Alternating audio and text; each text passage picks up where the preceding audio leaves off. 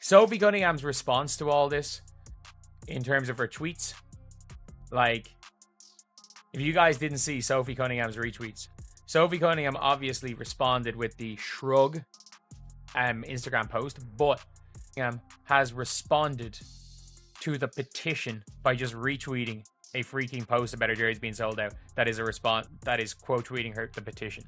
Like, that is the best way of going about it. People started a petition to ban Sophie Cunningham, treating her like a villain. But her response wasn't an apology. Instead, she confidently showed proof, spoke her mind, and made a big impact. She didn't get upset. She handled it with style and humor, turning the situation into something entertaining rather than serious. I need to talk about this right here. So yesterday's game was obviously funny. Yesterday's game was obviously crazy. But have you guys not seen the petition? The petition, lads. So if you guys didn't see, obviously, there is the Dallas Wings fan page. Take the All-Star game out of Indiana. I'm serious. This is about player safety. Dude, don't worry. Neither JC or Marina is making the All-Star team. Players will be safe. The only player on the Dallas Wings that's going to make the All-Star team is Paige. Sophie Cunningham saw the petition, laughed, and even retweeted it like it was a compliment. She isn't upset. She's actually enjoying the attention, using the drama to her advantage.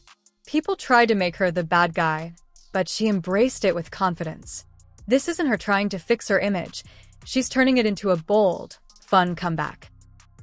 All-Star break in Indiana, and I'm like, man, Dejanay Carrington needs to work her way back into the starting lineup for the worst team in the WNBA before she even thinks about being an All-Star this year.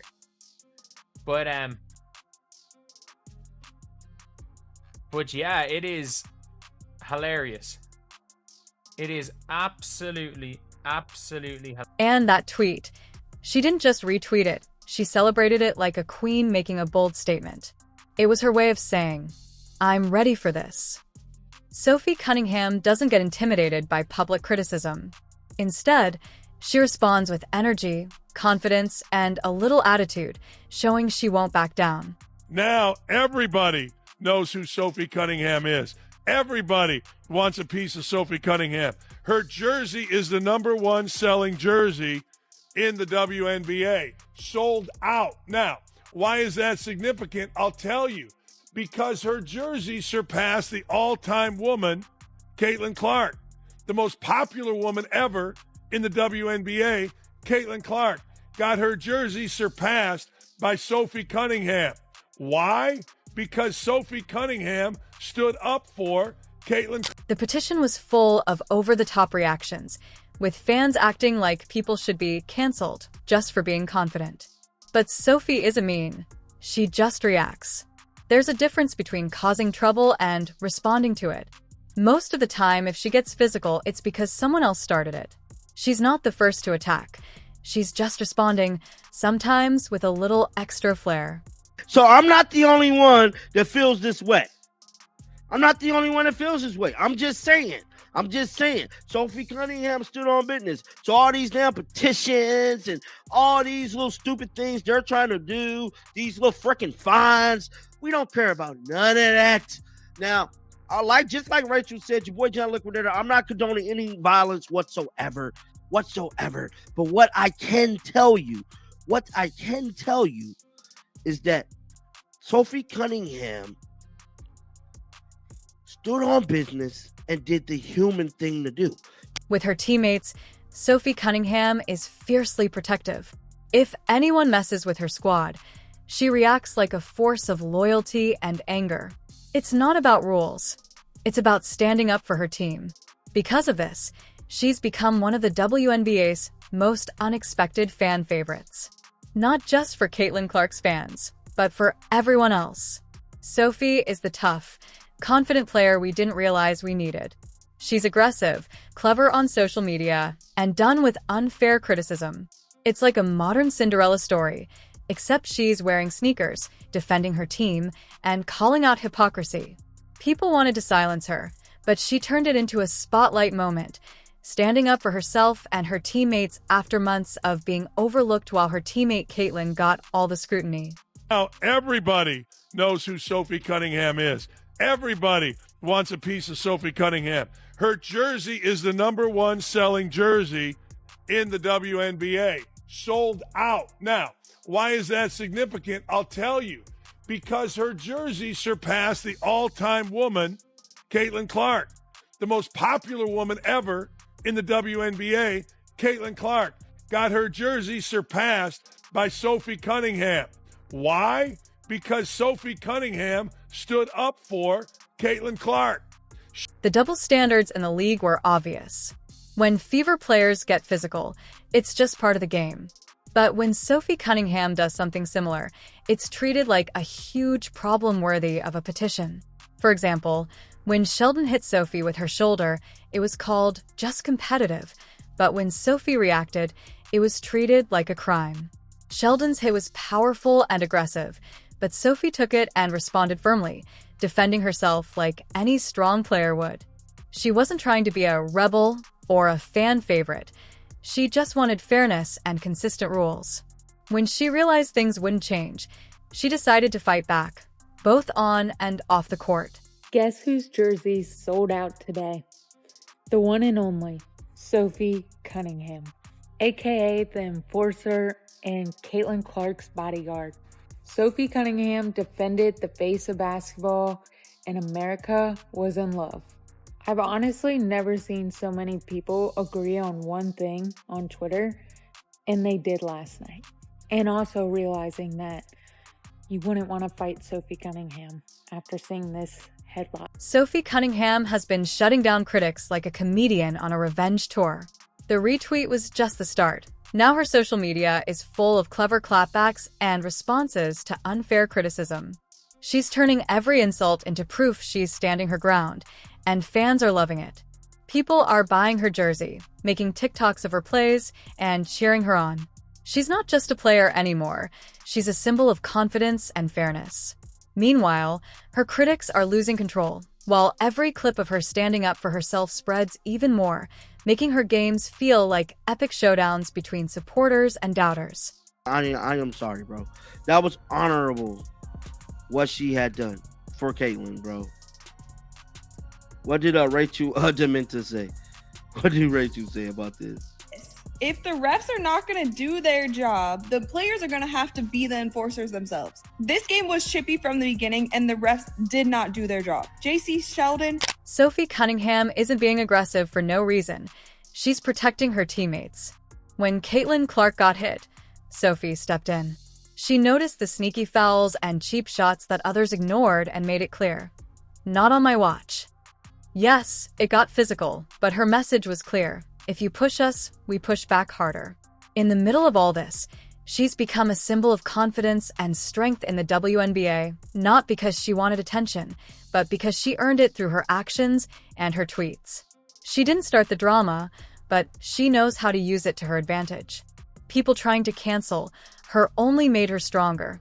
Now, she's rising not just as a player, but as a force in the league. The more people protest, the more powerful she becomes. Sophie isn't just handling the chaos, she's leading it.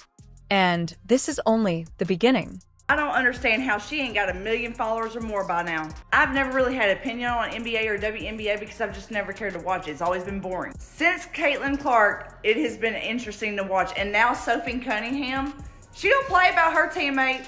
These girls, this combo makes it so worth watching. I heard she's a black belt too. What you gonna do about it? What you gonna do about it? You go, girl. Everybody go follow Sophie. Maybe one day I'll get to come watch. Just as the petition drama was settling, Sheldon charged at Sophie like a linebacker, but Sophie handled it perfectly. She didn't fake it. She absorbed the hit with control and turned it into a dramatic, almost graceful fall. Even though the replay clearly showed Sophie getting hit hard, the referees barely reacted. Instead of calling the fouls, they just stood there doing nothing. They were supposed to keep the game under control, but instead, they missed the obvious plays, letting Sophie get hit without any consequences. It was all game, folks. All game. Caitlin Clark and the Indiana Fever were getting checked. All game. The Indiana Fever were getting punked. All game. The referees let this physical style of basketball continue and continue and continue and continue and continue and continue. And eventually, Sophie Cunningham had enough. Oh yeah. Sophie Cunningham had enough. Folks, shout out to Sophie Cunningham. We wanted somebody like this that said, I'm tired of this. I'm trying to step up. It's time to step up. We're not going to get punked anymore. We're not going to get pushed around anymore. We're not going to get treated like a little sister anymore, like a little brother anymore. We are going to start being the one that say, you know what? We're not going to start the fight, but we damn sure will finish the fight. Sophie. Then came the shove, and it wasn't small. Sophie got hit hard from two directions, but nothing was called. Nateda and Mabry stayed in the game, and Sheldon kept her aggressive play going. Sophie was left to handle it alone, like the only responsible adult in a chaotic fight. After the game, the league reviewed the plays and upgraded some fouls, but that was too late. It was like putting a tiny bandage on a big problem. Sophie needed protection during the game, but instead, she learned that the refs treated serious fouls like minor mistakes. The eye poke and the hard shove should have drawn penalties, but nothing happened, leaving Sophie to deal with the chaos herself. What Sophie Cunningham did, she stood on business, bro. Sophie Cunningham stood on business about her dear friend Caitlin Clark, bro. And that was honorable what she did, bro. That was honorable. I'm sorry, bro. I will forever justify this. I am sorry, bro. That was honorable what she had done for Caitlin, bro. Then came Mabra's sneaky shove. It happened fast, but Sophie saw it, and so did the cameras. It was dirty and underhanded, but the referees still did nothing. Fans' hopes for fair officiating were gone. Sophie didn't fight back.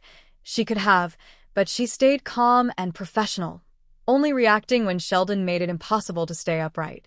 Yet the highlight reel showed her getting hit while the refs did nothing. Meanwhile, Mabra and Sheldon walked away, without consequences. After the game, the league upgraded the fouls, but it was too late. Sophie had already dealt with the chaos in real time, and the retroactive calls didn't fix the unfairness she faced on the court. Now everybody knows who Sophie Cunningham is. Everybody wants a piece of Sophie Cunningham. Her jersey is the #1 selling jersey in the WNBA. Sold out. Now, why is that significant? The league's post-game fixes are like giving someone a participation ribbon. It doesn't solve anything. This isn't a one-time problem. It's a pattern. Players like Sophie Cunningham have to win games while also protecting themselves from unfair hits that are called competitive play. If someone did the same to a Fever player, the game would stop and there'd be an emergency review. But when it happens to Sophie, nothing happens. The double standards are obvious. If Sophie reacts, she's a problem. If someone else hits her hard, it's just part of the game. Despite all this, Sophie keeps standing strong, tweeting, and playing every game with confidence. Every missed call and unfair foul just makes her tougher, smarter, and stronger. She's not bitter. She's unstoppable. The Fever, because #1, you're going to play on national television every game. That helps your brand. You come to play with the Fever because you're playing with Caitlin Clark. You become friends with one of the most powerful, popular athletes in America. But then there's always that moment. And for Sophie Cunningham, that moment occurred the other day with a takedown, a grab. It was perceived that she was protecting Clark. Wasn't really that, but that's all right. Fans are noticing everything Sophie Cunningham goes through. Every shove, poke, and hit is being analyzed online, and people are calling out the missed calls. Sophie isn't just playing basketball. She's showing the unfairness in how the league handles players. This isn't about one moment or her attitude. It's a pattern of officials letting certain players get away with rough play. The league wants intensity and drama, but only from the approved players.